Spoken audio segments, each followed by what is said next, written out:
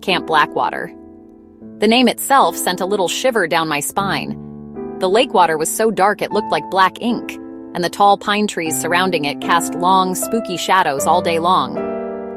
My name is Chloe, and this was my first summer as a counselor. I tried to stay cheerful for my campers, the energetic 9-year-olds of Cabin 4. Our days were supposed to be fun. We had a strict schedule wake-up call at 7, breakfast at 8, followed by swimming, arts and crafts, and archery. We sang silly songs around the campfire and told goofy stories.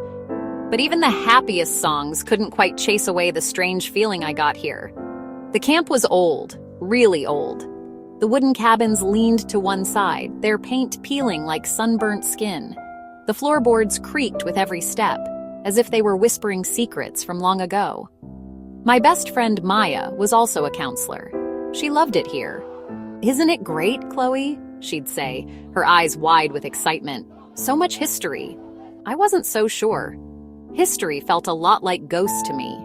Even during the bright, sunny afternoons, I felt like someone, or something, was watching me from the deep, dark woods that circled our little camp. Our daily routine was the only thing that felt normal. After a long day of activities, we'd herd the tired campers back to their bunks. Then the counselors would meet in the mess hall. We'd drink lukewarm hot chocolate and complain about mosquito bites. Liam, the head counselor, would go over the plan for the next day. He was always trying to keep things upbeat. "Another great day at Camp Blackwater," he'd announce, even if it had rained all afternoon. But lately, even Liam seemed a little on edge. The smiles didn't quite reach his eyes. I shared a cabin with Maya, and we'd talk late into the night. "Don't you ever feel weird here?" I asked her one evening, pulling my blanket up to my chin. The wind howled outside, sounding almost like a person crying. Maya just laughed. "You have too much imagination, Chloe. It's just an old camp." She rolled over and was asleep in minutes, but I stayed awake, listening to the strange noises of the night, the scratching sounds on the roof, the creaking of the woods. I told myself it was just my imagination. I was wrong. It started with small things you could easily explain away. First, my favorite whistle, the one I used for swim practice, vanished from the hook by my bed. I searched everywhere, under the bed, in my drawers, even in my dirty laundry bag. It was just gone. "Someone probably borrowed it," Maya said, shrugging as she braided her hair. "You know how the kids are." But none of the kids in my cabin had it. I knew they wouldn't take something without asking. It felt strange. It was my special whistle, a bright red one. Why would anyone take it? Then, other things started to go missing. Liam's lucky fishing hat disappeared right off the post on the dock. Sarah, the arts and crafts counselor, lost a whole box of brand new red paint. "I just opened it yesterday," she complained in the mess hall.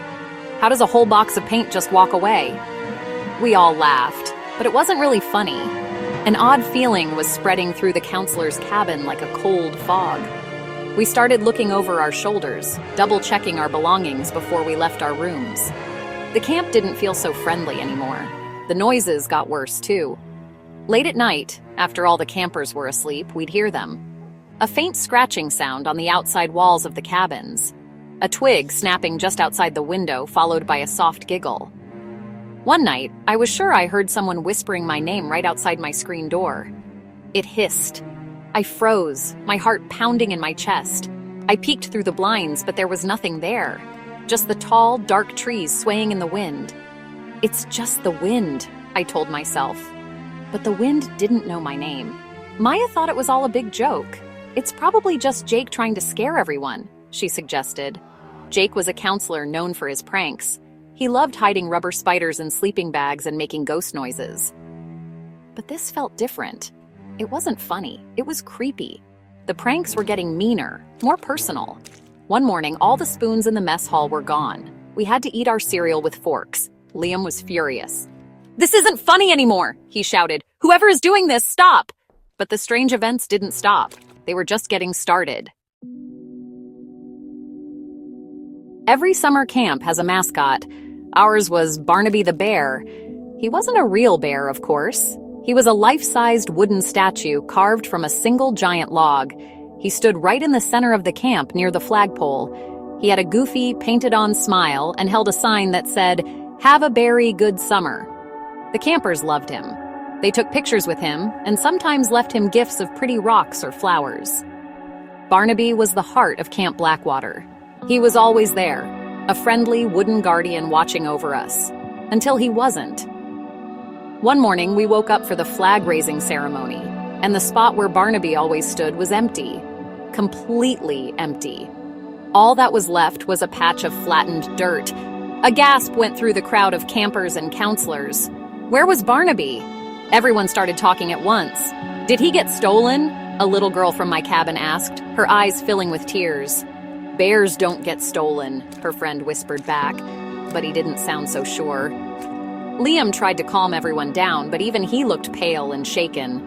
"All right, everyone, calm down," Liam's voice cracked. "I'm sure there's a simple explanation. Maybe he's being repainted." But we all knew that wasn't true. We formed search parties. Counselors and older campers fanned out, combing through the woods, checking behind cabins, and even looking along the dark, murky shore of the lake. We shouted his name as if a wooden bear could answer. "Barnaby, where are you?" The woods just seemed to swallow our voices. There was no sign of him, not a footprint, not a broken branch. It was like he had vanished into thin air. The mood at camp turned from fun to fearful. The younger kids were scared. They whispered stories about a monster in the woods that ate wooden bears. The counselors were on edge, snapping at each other. "This is Jake's fault," Sarah insisted. "This is one of his stupid pranks." But Jake swore he had nothing to do with it. He actually looked scared. The disappearance of a 200-pound wooden statue wasn't a simple prank. It was something else. Something much, much stranger. And as the sun began to set, casting those long, spooky shadows again, a real sense of dread fell over Camp Blackwater. I couldn't sleep that night. The mystery of the missing bear consumed my thoughts. I decided to go to the camp office. It was a dusty little room in the main lodge, filled with old filing cabinets and boxes of forgotten records. I thought maybe I could find old camp maps or something that might help. As I shuffled through a drawer overflowing with yellowed papers, my fingers brushed against a brittle, folded newspaper. It was from a long, long time ago. The headline, printed in bold black letters, made my blood run cold.